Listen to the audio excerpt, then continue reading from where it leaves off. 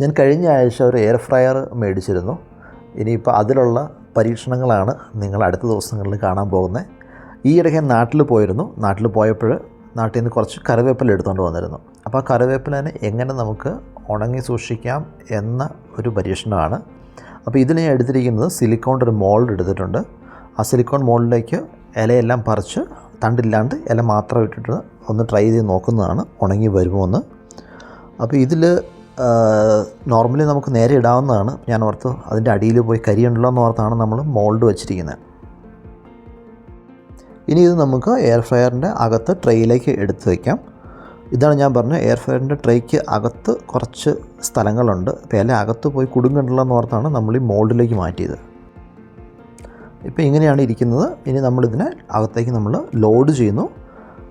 അതുപോലെ തന്നെ ടെമ്പറേച്ചർ നമുക്ക് ഞാനിപ്പോൾ സെറ്റ് ചെയ്തിരിക്കുന്നത് ഇച്ചിരി കൂടുതലാണ്. 160 ഫോർ 1-2 മിനിറ്റ് ഒന്ന് ട്രൈ ചെയ്യാൻ വേണ്ടി മാത്രമാണ് വെച്ചിരിക്കുന്നത്. അങ്ങനെ എയർ ഫ്രയർ ഇപ്പോൾ ഓണായിട്ടുണ്ട്. പക്ഷേ ഇതിൽ പ്രശ്നം എന്ന് വെച്ചാൽ ഇലയെല്ലാം പറക്കുന്നുണ്ട്. നമ്മൾ അകത്തിട്ട ഇലയെല്ലാം ഇപ്പോൾ ഏകദേശം പുറത്തായി എന്നാണ് തോന്നുന്നത്. തുറന്ന് നോക്കുമ്പോൾ അറിയാം. ഇപ്പോൾ നിങ്ങൾക്ക് കാണാം ഇതിനകത്ത് ട്രെയിൽ വെച്ചിരുന്ന സിലിക്കോൺ മോൾഡിൽ വെച്ച ഇലയെല്ലാം പറന്ന് പുറത്തേക്ക് പോയിട്ടുണ്ട്. സംഭവം ഉണങ്ങി വന്നിട്ടുണ്ട്, പക്ഷേ ഒരു ഫെയിലായിരുന്നു.